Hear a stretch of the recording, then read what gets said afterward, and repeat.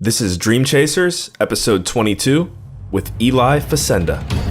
Hey guys, what's going on?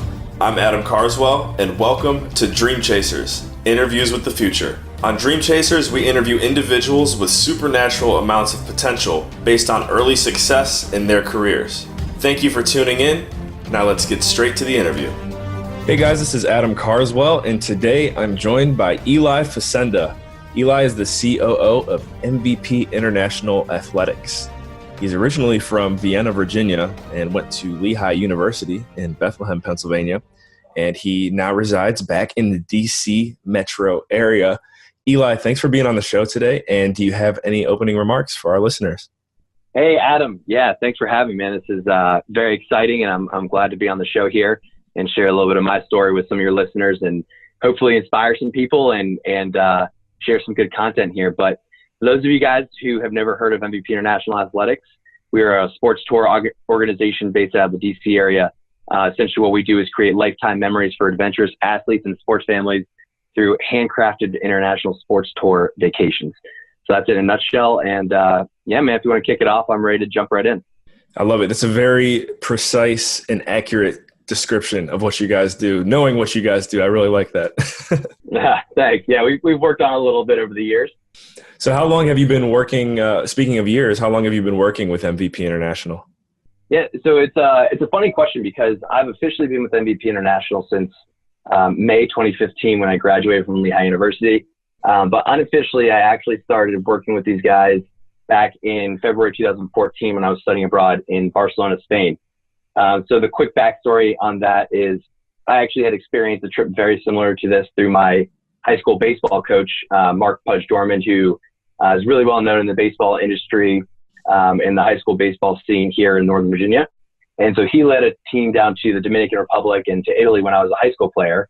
And so I got to experience this type of vacation and trip. And it was really, impactful for me and really eye-opening. And then a few years later, I was studying abroad in Spain, and he ended up starting his own organization and was asking for some help where I started to help them. And things were going really well, and they, enjoyed what I was doing, and I was happy to do it.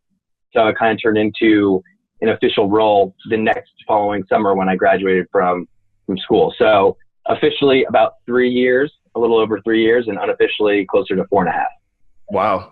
Well, that's quite a story, and it's pretty amazing to me how, going into details off the call, your humble beginnings, I guess you would say, with the company, and now in a position where you're basically running the show.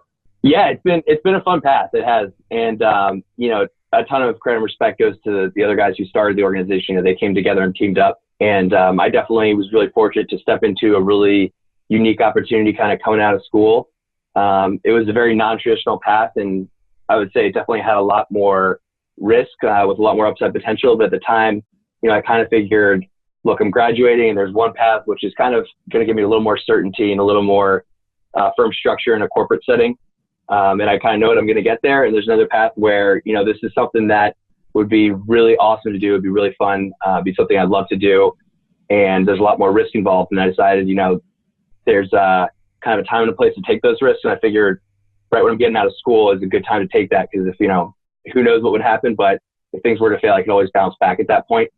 And so, stepped into that role, and I got a lot of opportunity to do stuff, similar to yourself, kind of, young and hungry at that point, and, started to create stuff and got opportunities, and things have gone pretty well so far. And so talking about that beginning phase, was there a defining moment that you remember where you were kind of like, wow, this is something that I want to take to the next level?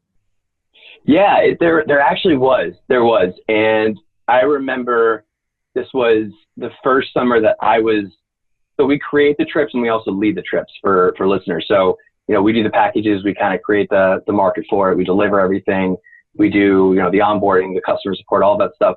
But we actually also go on the trips and lead these tours ourselves to ensure that it's a high quality experience. So I remember the first summer that I was kind of the trip leader for a trip by myself. And we were in Rome, Italy, and we were concluding this awesome 10-day tour. And I had experienced this stuff as a player, so I kind of knew what was in it for the families. But it was when a mom came up to me, and she just looked me in the eyes. She was like, this is awesome. Like, what you guys are doing is incredible. She's like, this is one of the coolest vacations we've ever had.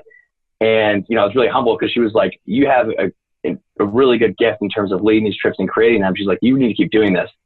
And it was really humbling, but it was also super inspiring because I realized that, on the trip, I'm kind of thinking about logistics. I'm kind of thinking about, how to make sure it runs well. And I totally forget sometimes that there's people that are experiencing Rome for the first time and that, it was a life-changing event for them, whether they come from, like a Catholic background or something like that, and they saw the Vatican. Mm-hmm. And creating those opportunities for people, to me, was super inspiring. But to really hear the feedback from people that were going, from people that were on the trips, and to hear from the customers that it was, really making a difference in their life, was when I was like, you know what, we got to do this thing big and we got to do it all the way. So that was, that was kind of some fuel for the tank there that got me going.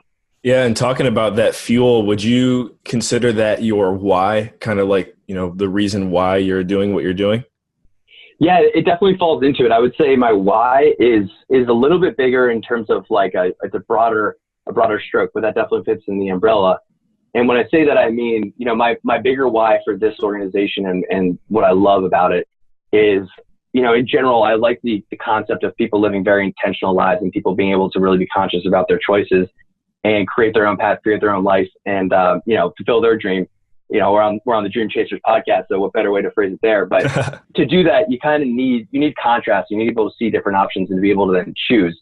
And without contrast or without those different options, you're not really living an intentional life. So to me, one of the things that I love about travel in general is that you get the ultimate experience of contrast, whether you're going to Japan or to Spain or to the Dominican Republic or Belize, like where you played.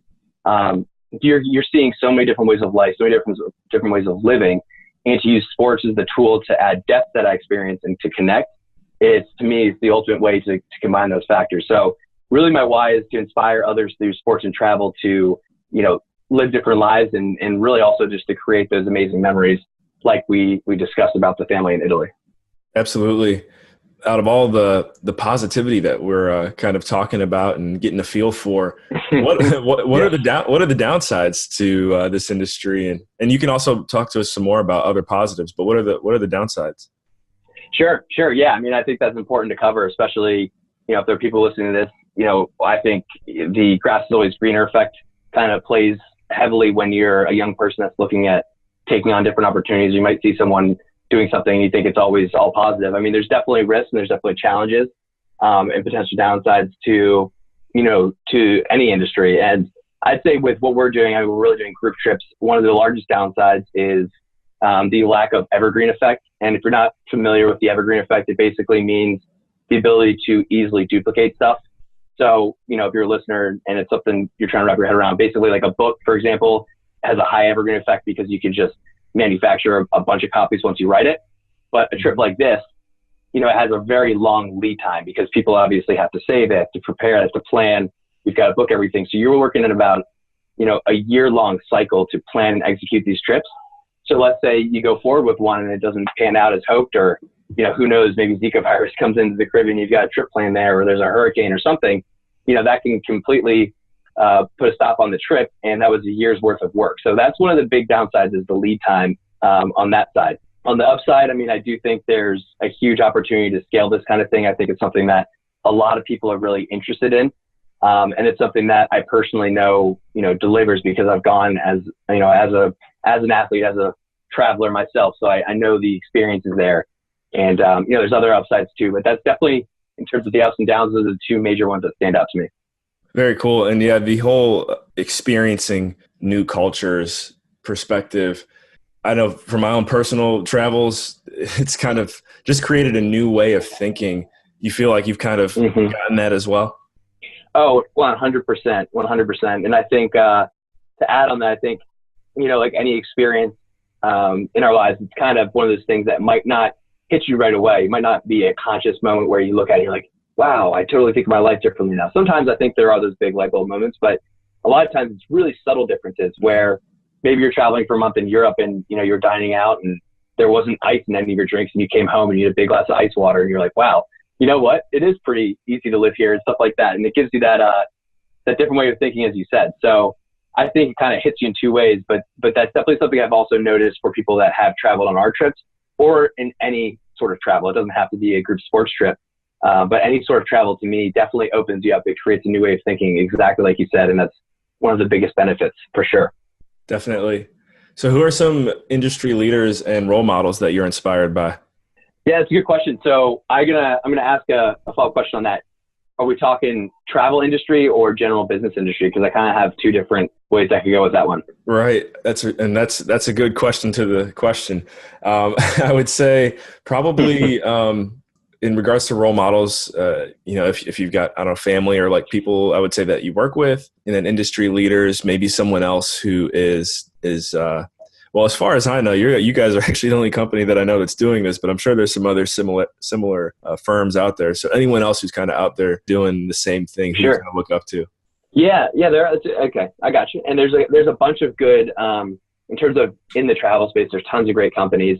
I would say in terms of travel resources, because I would consider us being more in the travel industry with a sports focus than in the sports industry with the travel focus. But the travel industry has a ton of companies. Some of the big operators I think do a great job. Kentucky Tours is really well done.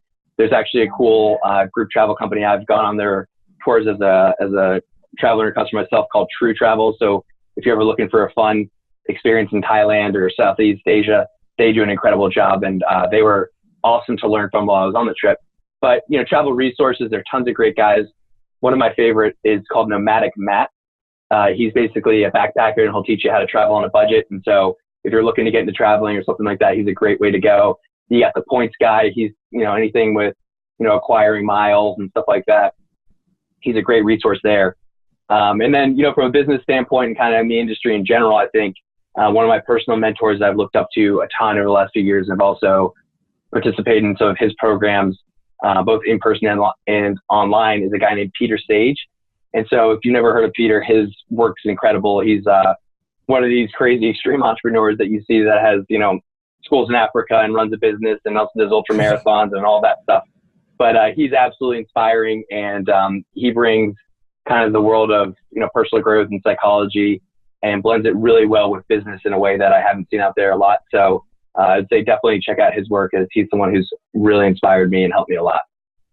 Is there a chance we can get Peter Sage to listen to this interview? There's definitely a chance I could send it his way. We've got a pretty good relationship now, so maybe I'll shoot him a note and see if he wants to check it out. Yeah, he's got to get his shout out. There you go, absolutely. So where do you see yourself in 3 years? Yeah, it's a good question. And that's something that I've been working on a lot lately, as our organization and business has really started to scale up a little bit in the last year or so. And 3 years from now, I think where we'll be is really doing almost more of a franchising type model with these trips and with these tours. There's tons of different sports, tons of different destinations, tons of different trip types, and tons of different people and parts of the countries that we haven't yet expanded to. So, I see myself as really more working on that side of the business as we grow, and, working to expand this nationally, working to create different types of opportunities, whether it's tournaments or maybe, different types of giving back trips. And that's something we're really passionate about as well, is the giving back component through this. So for me personally, that's where I think this is going and where I plan to be in the next few years. And still definitely going to be based out of the DC area and traveling as much as possible, whether it's on the trips, leading the trips, traveling for business, or also traveling personally, as I think, anyone that's creating a product or service needs to be active in what they're doing as a customer, as a client as well, to continue to learn and experience in whatever capacity that is.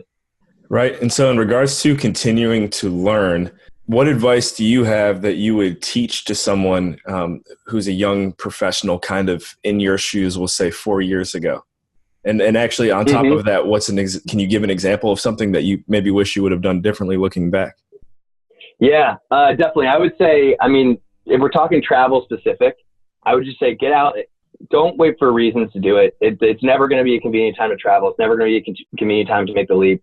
And I'd say the same goes with taking any risk in sort of a business type situation, and kind of just maybe examine the way you think. And are you looking for security and comfort in a job, or are you trying to step into something that, might inspire you, and it might not have the same security, because oftentimes it's not going to. So I would say just take the first step, but try to do a ton of stuff. And if you are traveling, also definitely just go out and turn your phone off, walk out into a city, obviously go in a safer city or a safer area for this, but just walk around and disconnect from technology and try and just find your way around wherever you're trying to go. talking to people, using maps, whatever it is. I think there's a ton of benefit in self-reliance and going out and traveling in that way that we've kind of lost with our technological age. You can go out and, read 1,000 TripAdvisor reviews and look at Hostelworld or Hotels.com and plan everything to the detail, but it loses the magic and some of the adventure of not knowing all the things that are going to unfold. So I would say that's definitely something to do there. And then the other thing I would say is just, this is kind of a quote from that mentor, Peter Sage, but something that I've taken to heart is the ultimate resource is resourcefulness. So if you don't have the money, you don't have the skills yet, you don't have that, there's someone who has what you need, and there's a conversation waiting to happen if you can just go out and reach out to that person. So I don't know, you do it with this, but talk to people, go to events, do what you can to put yourself in the environment. And if you're the person that's willing to kind of chase after it, you're gonna find yourself in a good spot. I wish that was something that I wish I had done earlier, was kind of looking for people that already kind of had the answers, for maybe people who have built the systems, for people who have the experience, or people who have the knowledge, and reaching out to them more. Personally, because, there's a lot of learning that goes into starting a business, and growing this has been an absolute course in that alone, just because, sometimes I spend days or hours working on something, and then, one phone call, I could have had the answer in 30 minutes. So right. I would say don't let the fear of reaching out or, looking dumb stop you from making the phone call, because those can sometimes be the fastest way to get to where you want to go. Yeah, I couldn't agree more with that. I've had my own personal experiences. I would say, part of it is just the beauty of learning by doing, but you're so right. If you just take the time to reach out to someone who's already kind of done what you're doing, or can just give you that insight instead of, the best way I would put it is swallowing your pride. Because I definitely could say from my own personal experience, there's, I don't know, maybe it's something within us, which is like, I can do this on my own. It's like, relax, reach out. Right. Yeah, definitely sometimes the ego does kick in. You want to do it yourself. But I would say, and the cool thing too that I've noticed is oftentimes if you reach out to someone, typically, we think that they're going to be like, why are you asking me? You're bothering me. But normally it's like, oh, I'm flattered you reached out. Like, it's awesome that you're approaching me. And typically, people are excited to share their experience and their knowledge with you. Obviously you got to be respectful in how you approach people and not force yourself on anyone. But if you do it the right way, I mean, the responses that I've gotten, and I'm sure the same for you, have been extremely positive and extremely helpful. Yep, you're right. All right, so we got 3 fun questions here to wrap the interview up. I know you've had a little time to think these through in advance, but here we go. Sure. Your favorite book, your favorite YouTube channel, and your favorite country. Love it. So favorite book, I'm going to throw 2 at you here because I'm breaking the rules. It's hard to just take one. You're right. It is. From a business standpoint, my favorite book is E-Myth. If you're looking for a book that blends matching the passion of business, the excitement, the dream, and blending that with, the hard-nosed procedures and processes and all that stuff, and putting those together in a way that's really well blended, E-Myth is the best I've ever read. And then my other favorite book actually was one that I read in high school, and that was Unbroken by Lauren Hillenbrand, I think it is. Okay. And there's a movie. Yeah, there's a movie that came out too. And it's really awesome. It's about a World War II, or I guess an Olympic track runner, Louis Zamperini, who then got drafted after the 1936 Olympics into the Navy. And I'll save the rest, go read the book, but it's a really, really good book and really inspiring. YouTube channel, I'll throw out my guy Peter Sage again. I love his content and his stuff. I also watch a lot of other entrepreneurial type guys. Those are the ones that fire me up and get me motivated. So Gary Vaynerchuk, I'm sure you're familiar with him. He's got a lot of good stuff out there. I'll check his channel every now and then. And there's other podcasts and stuff like that. There's another one, Aubrey Marcus, which I really like. And then you said the last one was favorite country. Yes, and I know you've been to probably over 20 to 30 countries. So I'm interested to hear this one. Yeah. Oh man, I know I already broke the rules on the first 2 and gave too many, but country is even harder. I would say, it's a little biased because I studied there and was there for 5 months, and I've been back a few times. But Spain is awesome, and Barcelona specifically is an incredible city. So I would say that's got to be my favorite country. Out of everywhere I've traveled, that's the one where I go to. I get the most excited to go every time I go back. And there's a bunch though. Japan, Portugal, Thailand, those are all pretty incredible too. So it's really hard to pick. Yeah, that's a good, the one thing that I noticed now that you mentioned all Japan, Portugal, and Spain, I've probably noticed this more with Portugal and Spain, anyone that I know that's from those countries that I've met in the U.S., they don't stay here. Mm-hmm. Like there's some countries where people are like, yeah, I want to stay in America because it's great here. It's hard to find people that I know that are from those countries that actually, want to stay in the U.S. probably because they're as awesome as you're making it sound right now. Yeah, I think it is some of that. And I think people that come from countries like that where maybe the culture is a little different, it could be whether it's being a little more laid back, or I know some like Brazilians, for example, really, really, really like to just always have a good time everywhere they are. And I think sometimes for them, Americans might be a little too I don't want to use the word stale, but a little too boring, a little too rigid. So, for people coming to the U.S., I think obviously there's kind of the American dream sell, but in reality, some people get here and maybe the quality of life is higher, but, it's different from the culture they're used to. So for them going back home and living a little bit, a little bit of a different style, but having their culture could be a better fit for them. Yeah. Yeah, absolutely. All right, Eli. Well, we're going to wrap it up now, but is there any way that anyone who's listening can follow up with you if they have any questions after the podcast? Absolutely. I'd be happy to talk with anyone that's got questions or interested in traveling or stuff like that. You can find me on Facebook, Eli Facenda. We've also got our company page, MVP International Athletics. That's probably where we're most present. Personally, you can reach my email as well, which is just my first initial and last name, efacenda at mvp-intl.com. And that's pretty much the two best ways to get me. Yeah, I'd love to chat if you've got questions or thought there was some cool stuff we discussed. Happy to have a conversation. Cool. Well, Eli, it's been a pleasure talking to another dream chaser. I'm sure you and I will be in touch for sure after this call. So again, thank you for joining us. Awesome, man. Thanks for having me on, man. And love the podcast, what we're doing. So keep it up. And I look forward to seeing some other cool episodes come out as it goes. Absolutely. All right, guys. Thanks for tuning in. We'll catch you in the next episode. And remember, in all you think, say, and do, take it to the next level.